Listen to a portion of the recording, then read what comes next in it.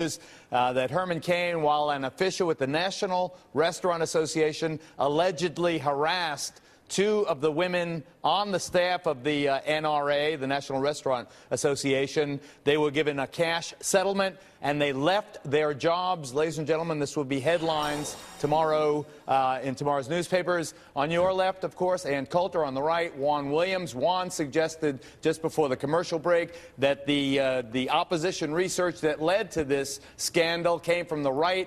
Ann says that's preposterous. She's about to amplify that statement. Number one, right-wingers never bring up personal attacks like this. There's just been an attack from the New Yorker magazine on Michelle Bachmann, tracing her ancestors back 200 years. There was Rick Perry and the N-word rock story. There was the alleged affair by John McCain. And what Juan has is Grover Norquist doesn't like Herman Cain's 999 plea, and that is not a personal attack. It's in Politico, which is a liberal publication. And when conservatives accuse someone of sexual harassment, it's true.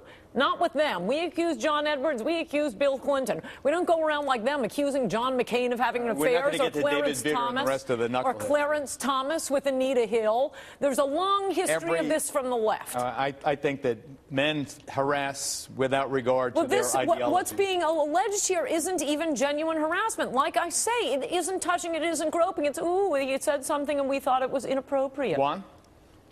Well, I just want to point out, at the moment, there is no liberal running against Herman Cain. What he's running against is Mitt Romney, Rick Perry. Those are the people who are right now fighting, battling Herman Cain, and who are being hurt by Herman Cain's tremendous success. And so, to me, you know, when Ann talks about Politico, and guess what? They're reporters like me. They're talking to sources in the campaigns. That's where this information is flowing from. No. When you talk about the history, I appreciate, I'm very sensitive to that history, and I realize what happened in that Clarence Thomas case.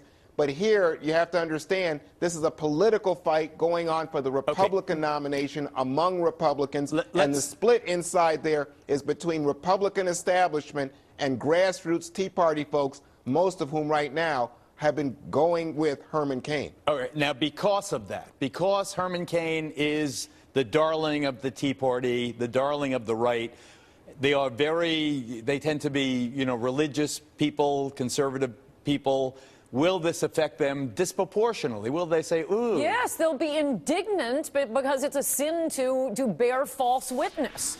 I'm spitting mad about this attack on Herman Cain. Maybe he should be at the top of the ticket.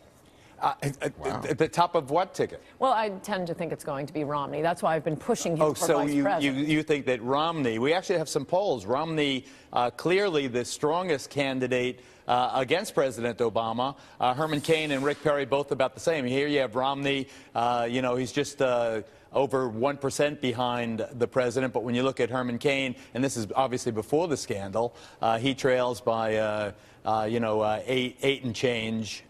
He trails the president. Liberals are terrified of Herman Cain. He is a strong conservative black man. Look at the way they go after Allen West and Michael Steele, and they're not even running against Obama. They are terrified of strong conservative black men. Okay, well, Juan, you hang in there. We're going to do one more segment on this breaking news because we think it will affect the eventual nominee. And we'll bring into the discussion. He is running for Congress, Joe the Plumber.